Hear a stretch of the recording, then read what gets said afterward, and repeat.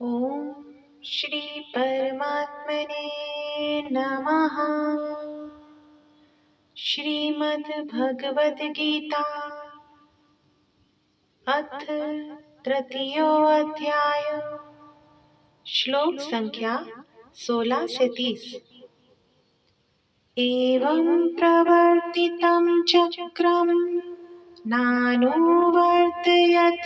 हयः अघायुरिन्द्रियारामो मोघं पार्थ सजीवति। हे पार्थ, जो पुरुष इस लोक में इस प्रकार परंपरा से प्रचलित सृष्टि चक्र के अनुकूल नहीं बरतता, अर्थात अपने कर्तव्य का पालन नहीं करता, वह इंद्रियों के द्वारा भोगों में रमण करने वाला पापायु पुरुष व्यर्थ ही जीता है। यस्त्वात्मरविरेव स्यादात्मतृपश्च मानवः आत्मन्येव च सन्तुष्टस्तस्य कार्यं न विद्यते। परंतु जो मनुष्य आत्मा में ही रमण करने वाला और आत्मा में ही तृप्त तथा आत्मा में ही संतुष्ट हो, उसके लिए कोई कर्तव्य नहीं है। नैव तस्य कृतेनार्थो न कृतेनेह कश्चन न चास्य सर्वभूतेषु कश्चिदर्थव्यपाश्रयः। उस महापुरुष का इस विश्व में न तो कर्म करने से कोई प्रयोजन रहता है और न कर्मों के न करने से ही कोई प्रयोजन रहता है, तथा संपूर्ण प्राणियों में भी इसका किंचित मात्र भी स्वार्थ का संबंध नहीं रहता। तस्मादसक्तः सततं कार्यं कर्म समाचर असक्तो हाचरन् कर्म परमाप्नोति पुरुषः। इसलिए तू निरंतर आसक्ति से रहित होकर सदा कर्तव्य कर्म को भली भांति करता रहे, क्योंकि आसक्ति से रहित होकर कर्म करता हुआ मनुष्य परमात्मा को प्राप्त हो जाता है। कर्मण्येव हि संसिद्धिः मा स्थिता जनकादयः लोकसंग्रहमेवापि संपश्यन् कर्तुमर्हसि।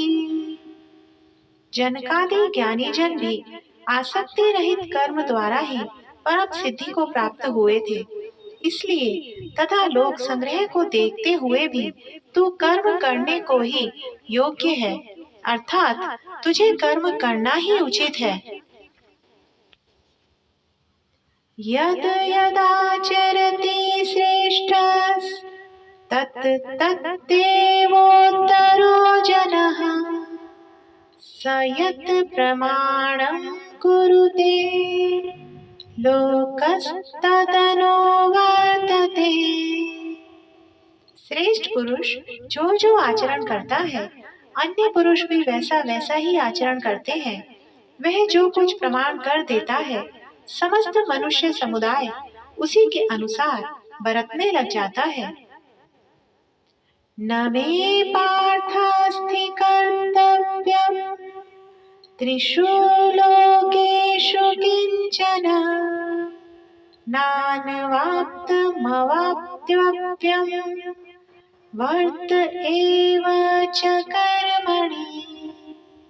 हे अर्जुन, मुझे इन तीनों लोकों में न तो कुछ कर्तव्य है और न कोई भी प्राप्त करने योग्य वस्तु अप्राप्त है, तो भी मैं कर्म में ही बरतता हूँ। यदि हम न वर्तेयं जातु कर्मण्यतन्द्रितः मम वर्तमानुवर्तन्ते मनुष्याः पार्थ सर्वशः। क्योंकि हे पार्थ, यदि कदाचित मैं सावधान होकर कर्मों में न बरतूं तो बड़ी हानि हो जाए, क्योंकि मनुष्य सब प्रकार से मेरे ही मार्ग का अनुसरण करते हैं। उत्सीदेयुरिमे लोका न कुर्यां कर्म चेदहम् शंकरस्य च कर्तास्य मुपहन्यामि महाप्रजा।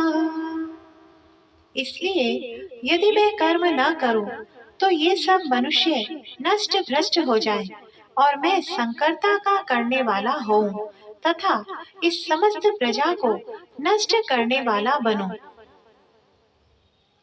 सक्ताः कर्मण्य विद्वांसो यथा कुर्वन्ति भारत कुर्याद् विद्वांस तथा सक्तश् चिकीर्षुर्लोक संग्रहम्। हे भारत, कर्म में आसक्त हुए अज्ञानी जन जिस प्रकार कर्म करते हैं, आसक्ति रहित विद्वान भी लोक संग्रह करना चाहता हुआ उसी प्रकार कर्म करे। न बुद्धि भेदं जनये दज्ञानां कर्म संगिनां जोषयेत सर्व कर्माणि विद्वान युक्तः समाचरन्। परमात्मा के स्वरूप में अटल स्थित हुए ज्ञानी पुरुष को चाहिए कि वह शास्त्र विहित कर्मों में आसक्ति वाले अज्ञानियों की बुद्धि में भ्रम अर्थात कर्मों में अश्रद्धा उत्पन्न न करे, किंतु स्वयं शास्त्र विहित समस्त कर्म भली भांति करता हुआ उनसे भी वैसे ही करवाए। प्रकृतेः क्रियमाणानि गुणैः कर्माणि सर्वशः अहंकार विमूढात्मा कर्ताहमिति मन्यते।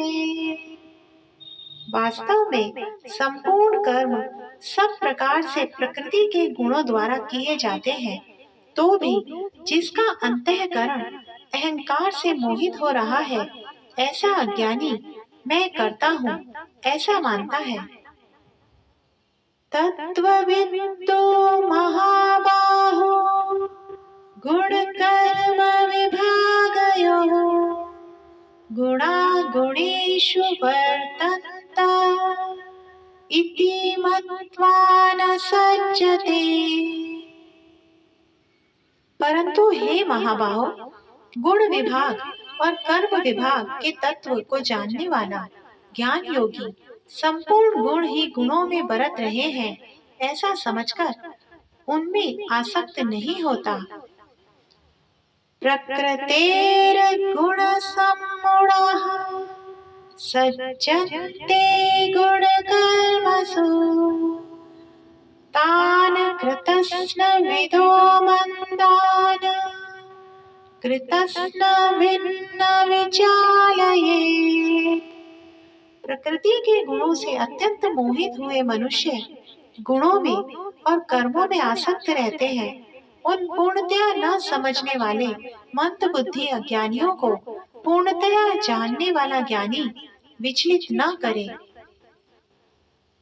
मयि सर्वाणि कर्माणि सन्न्यस्याध्यात्मचेतसा निराशीर निर्ममो भूत्वा युध्यस्व विगतज्वरः। मुझ अंतर्यामी परमात्मा में लगे हुए चित्त द्वारा संपूर्ण कर्मों को मुझ में अर्पण करके आशा रहित, ममता रहित और संताप रहित होकर युद्ध कर। जय श्री कृष्ण।